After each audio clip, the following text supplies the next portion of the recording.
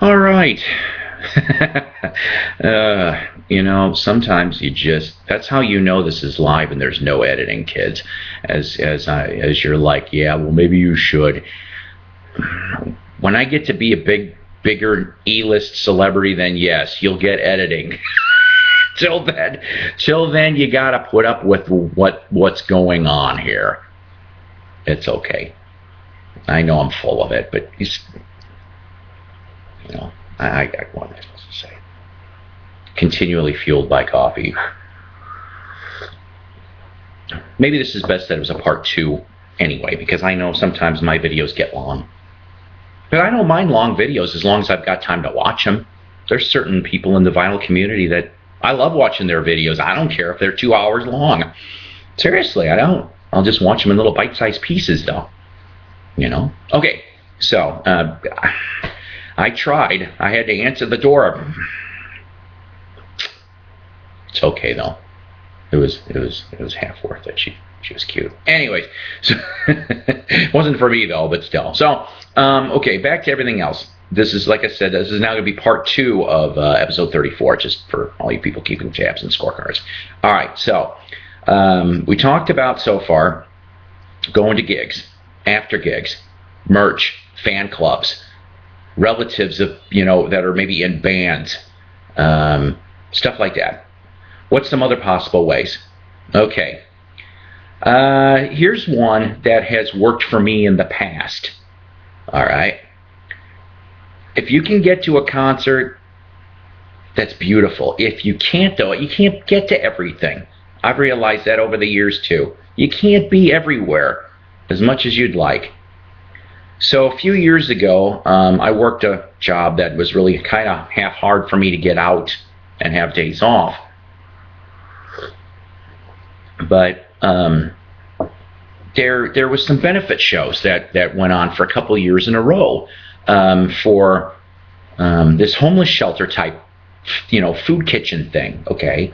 Which I thought, how noble, seriously. I'm glad every town should do benefit concerts for this kind of stuff, okay? But what I'm getting at is that they would bring in the names. Now, like I said, I'll show you other examples over the course of the next few episodes because I couldn't find everything right away. But the first year they had Jefferson Starship, okay? This would have been mid-2000s, Paul Kantner, Marty Balin lineup, okay? So I knew I wasn't going to be able to make it. So I went off and I wrote a nice 1-page, 2-sided letter. All right, that's what I did. And I explained my intentions. I said, I'm sorry I can't be there. I want to be there. And could you kindly sign these albums for me? And I gladly will donate. I'll make a donation to the homeless shelter for the trouble. Guess what? It has worked for me several times. And yes, I went and gave the checks to, the organization. Because you do what you say. So how did I know about this little bit? Because I asked. That's why.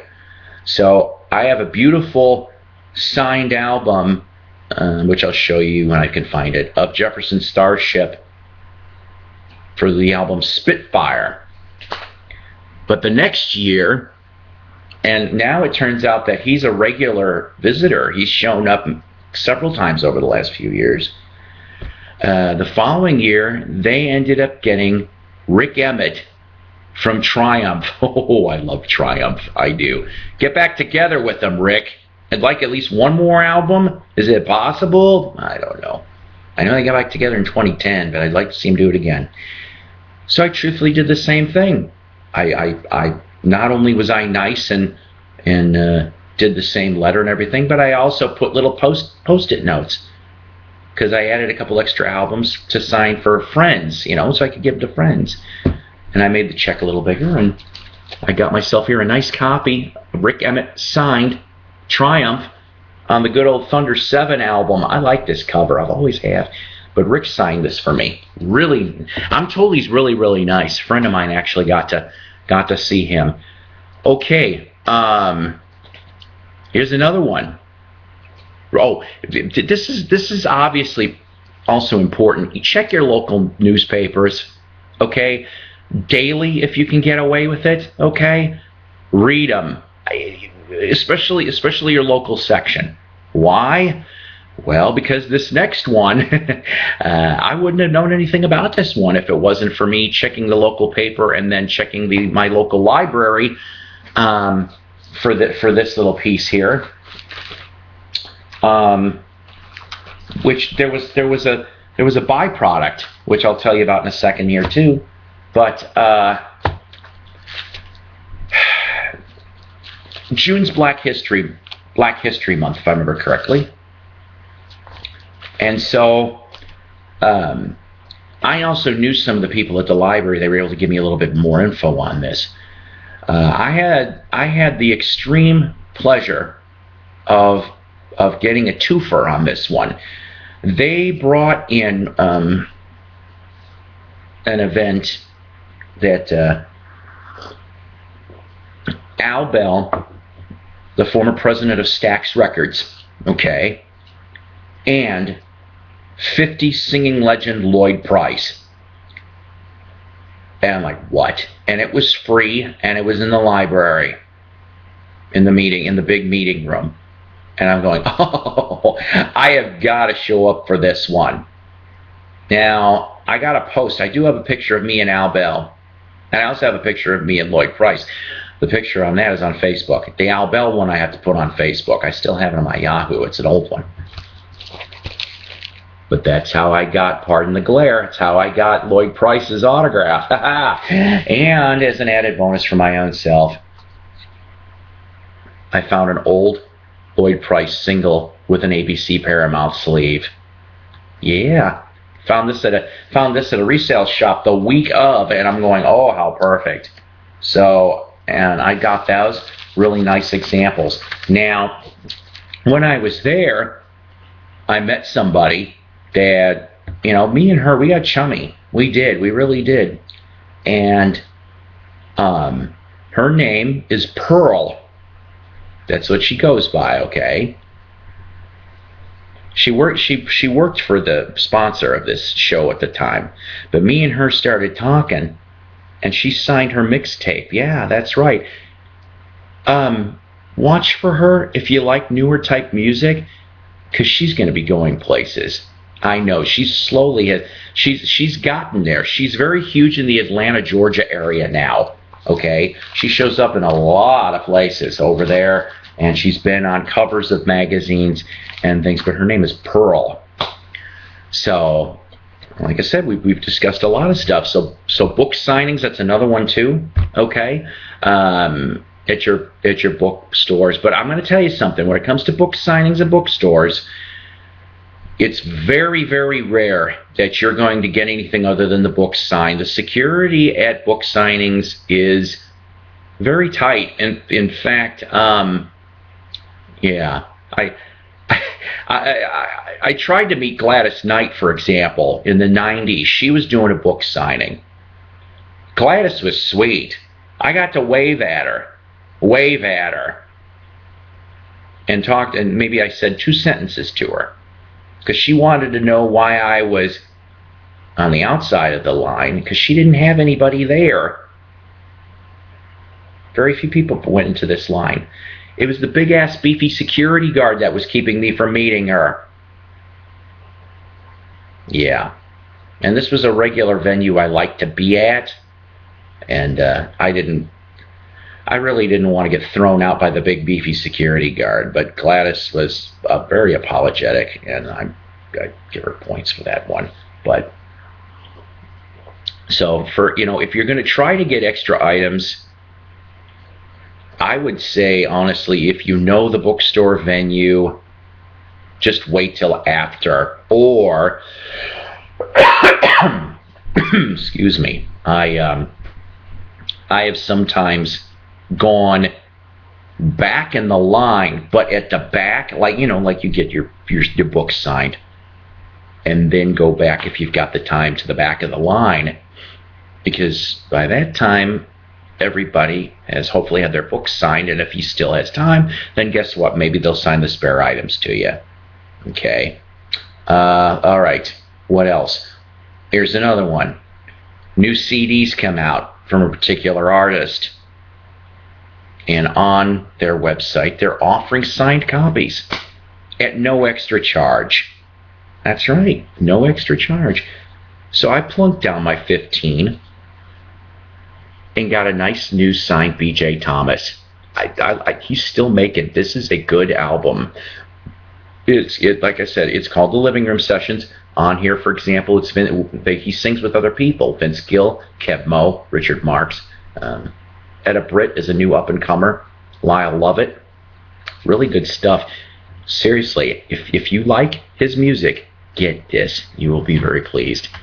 So, that's also a new, not entirely a new thing, but I mean, that's been an option on some stores of music bands websites, which have been really, really nice. Okay, another one. I subscribe to a lot of music websites. Duh. But what I mean by that is there's a lot of record labels that I subscribe to. And most of the time, for example, Roadrunner, Rhino, and there's a handful of other ones that I know that do regular contests. Okay, let me pull my example here. So I entered. What did Paul get? I never showed this before. Slightly bent though, because it didn't come really, really well. But they only gave away, if I remember correctly, about 50 of these. Okay, with the CD at the time. Cosmic Universal Fashion was. But I have a signed Sammy Hagar. I love Sammy. But this one is signed. Like I said, unfortunately, it's slightly wrinkled. I'm going to have to try to frame this sucker when I can. Which, by the way, if you like framing things, please put them in UV proof glass, plastic. But I haven't done this yet. I'll give you a better. That'll be an episode. We'll play storage tips about how to store your music autographs, but make sure it's UV. UV proof so that the light doesn't fade them. Okay, that's important. All right, so here's another thing. This one here is kind of sketchy. All right, we've already talked about band websites, giveaways. Okay, you get lucky, get yourself some decent autographs. I have another one I'll have to pull. I won a radio contest, a nationally syndicated radio show. Like I said, when I find it, I'll show it to you. Def Leppard signed by Phil Collin. Oh, that was a nice piece. I like that. Although why he signed the front of the thing instead of the inside is beyond me. All right. eBay. That's where I'm going on this. Now, eBay, I've gotten some halfway decent pieces on eBay. All right, but with eBay, obviously you could get a lot of forgeries. All right, eBay, you gotta look, and this is a definite important. You gotta ask. You always gotta ask these sellers. Get the stories behind the items. Yeah, all right, fine. Some people can lie about this stuff too, okay? But if you can get the story and or the picture of the person getting the item signed, to me, in that opinion, it's a little more credible. Although there was a guy that was, and I'm not going to mention names, but he used Photoshop to his advantage. Okay? So nothing's perfect, but I'll show you one here. I picked this up This is, I was able to get this from a former roadie for Black Oak, Arkansas in the early 70s. But this one here is a mostly band-signed Remo drumhead. Picked it up really nice price, actually. He lived out in Texas. But that's another little example too. Also, there is, and I couldn't get to them, so like I said, there's going to be a compendium episode eventually. I'll be showing some of these other things. I normally don't go off and throw names out, but I will in this case.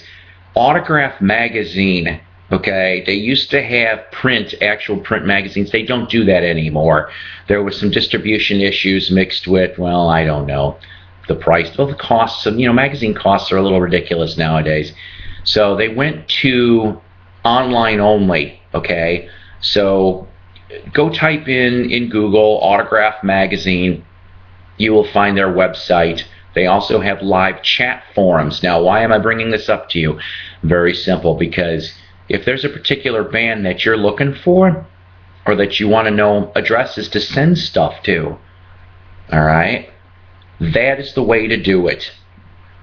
They'll also recommend you to auction houses that are very knowledgeable, notable, and they are authenticity experts. So 99% you're getting the genuine article. Okay, I picked up several choice pieces in a leftover auction a couple months ago. Some odd ones and stuff. I'll have to show you guys when I can get to them. I'll just mix them in with some of the other new Psycho Platter episodes as well. So let me show you, like I said, let me show you some random stuff here, okay? So maybe I showed you guys some of these autographs, maybe I didn't. Oh, yeah, and when you're going to a concert, this is important too. Don't just bring your old stuff, okay? Get the new thing, whatever comes out at the time. But if you're like me with vinyl, try to get it on vinyl. Like I said, I told you the Shooter Jennings story. No, Shooter didn't sign this. I got several of his members of the band, though, that were on this album. I got them to sign it. They didn't even know it was on vinyl. But buy the new thing too. That kind of also shows them that you're really kind of a true fan as well, because you're keeping up with their new stuff. You're still giving the flow. All right, kids. Tell you here's the glare. Sorry, but Mickey Dolenz, Davy Jones, signed for me separate, 2005, 2010. Cannot wait to hopefully. I do not know how Peter's signing habits are pretty decent. Okay, he's I know you can get to him very nicely. I met him back in '96. Mike, he's the one. I'm like, please, I need him. I do. I want one complete album for me, seriously, before I die. Okay, when I met Bret Michaels, just after the show, remember I told you, know your venue. There was only one way to get off that stage, and it actually was through the crowd. That's how I got Bret's autograph on Look What the Cat Dragged In for Poison. Remember what I said before? Know your band members. Mark Clark, former bass player for Rainbow Uriah Heep Coliseum and this band, Natural Gas. Played bass for Davy Jones in 2005. Got him to sign this. Other bands will offer, hey, guess what? We are going to do autographs in a tent off to the side of the stage. That's how I got this beautiful Carl Gimmeries and Nick Fortuna. You can't see it really all, but it's in the suit there. Buckingham's Kind of a Drag. Molly Hatchet's No Guts, No Glory. The drummer at that time, B.B. Borden, who formerly was with Mother's Finest, currently in Marshall Tucker, signed this for me back in Tucker. Remember I told you about giveaways. Now I gotta confess, and I'm sorry for my ignorance, I don't know who Roni's size is, but I've got everybody on here. I won this in a contest, so I hung on to it. If meet and greet plans are an option at a venue and they're reasonable, take it. That's how I got this Osmond signed album, The Plan, from 3 of the brothers. Be kind, wait backstage or outside if you know where the tour bus is going to be. For example, Leon Russell, really good signer. You won't get to meet him physically. I understand why, because of the health issues, but he is a really good signer. I went to 3 of his shows, and every show he didn't disappoint. He was really nice to the fans. You know what? It's really nice when you love a group, when you love a singer, and people have asked me why I collect autographs. Well, you know what? It's the physical connection. It really is. You get to hopefully meet some people. Stories are told. There's other people that I've met that I don't have autographs, but I've met maybe about at least maybe a dozen to about 20 different musicians, and I've talked to them. Laid back people, like for example, members of Skid Row. I got to talk to them. Tommy Aldridge. I didn't even know Tommy Aldridge was going to drum for Nugent in 2000. If I knew that, I would have brought my Whitesnake and Black Oak, Arkansas and Ozzy albums. But you just, back then, didn't have the internet like I do now, and I can look up things. Always be informed. Always ask. That's right. Because it doesn't hurt to ask. What's the worst thing that can happen? They say no, or, whatever. But, do unto others as they do unto you. What I mean by that is be polite, okay? You'd want to be treated with courtesy and respect. And don't shout at them. Call them by either their first name or Mr. So-and-so or Miss So-and-so. And just be very nice and cordial. Only bring a couple items. Don't overdo it, okay? And let other people have a chance. And you know what? You'll make new friends, too, in the long run, maybe. I have on the couple hours that I've waited in places. You bump into people and you share stories, and it's all about interaction. This is all supposed to be fun, kids. This is, some people, they do it for profit, but that, to me, takes the joy out of it. What's the point? This stuff here, it's like sharing stories with people like I share with you guys here on YouTube. All right, I know it's 23 minutes already, so we're going to do quick shout-outs, okay? This one here, he always comes first in the shout-out, but this time, I have a T-shirt to show for it. That's right, the Wax Museum with Ronnie Dark. Oh, I love it. His show kicks ass. It kicks ass. I'm an honorary member of the Whack Pack. Yes, I'm proud to say it, Whack Pack. He is on Sunday nights, 6 to 9 p.m. Central Standard Time. It is ear candy for your soul. It's required weekend listening. It is. I'm Psyko. I'm telling you that it's required weekend listening for you. You will love it. The best of the 60s to 80s in heard and unheard. The man's really good at honoring requests, too. I'm telling you, I've thrown some slight curveballs, and they find the stuff. It's like, okay, but yeah, you won't hear this stuff on 99% of the radio stations in this country like Ronnie does. Ronnie, Mike Adams, Commander. Commander's back. Good, Commander. You need to stay for a while. You do. So, all 3 of those guys. And then right after that, the Night Owl Lounge with Mike Adams from 9 to 10 p.m. Central Standard. I know I sound like a commercial, but I don't care. If you love something, you're going to talk about it. And guess what? These guys are incredible. They've been at it for 4 years. Ronnie's show for 4 years, okay? And I'm going to keep crowing about it. He's over 1,000 likes now. I hope that I was at least a small percentage of getting these people to get to hear Ronnie's show, and I'm going to keep doing it too. It's enjoyable. It's out of Syracuse, New York. Okay, one of the best shows, period. So go check that out, please, on Facebook. Wax Museum with Ronnie Dark from 6 to 9 p.m. Central Standard Time. YouTube Vinyl Community, Vinyl Karma, Thrifty Music Collectors Group. Hi, Tim. How you doing?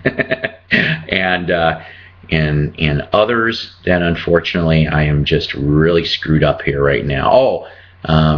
By the way, Bob and Ron's Record Club has slightly shifted. They are now under the umbrella of the Steve Dahl Radio Group. I don't know, your Northern Illinois people are going to know who I'm talking about. Steve Dahl is a Chicago disc jockey who's still going, guys. He's still going. But if you miss Steve Dahl, if you miss Kevin Matthews, both of them are under the Steve Dahl Radio Group. Go to stevedahl.com, and yes, it's a subscription service. But you know what? Everybody's got to make a living, right? I met Steve Dahl back in the mid-'90s. Nice guy. So, till hopefully next week. Like I said, I'm sorry about all the lateness and all this, guys, but you know what? Once again, take care. God bless. Rock on. And you know what? Thank you guys for listening and watching these. Continue to spread the word to everyone about this, please, because I'm happy to do this stuff for you guys, and I want you guys to be happy too. Take care, guys.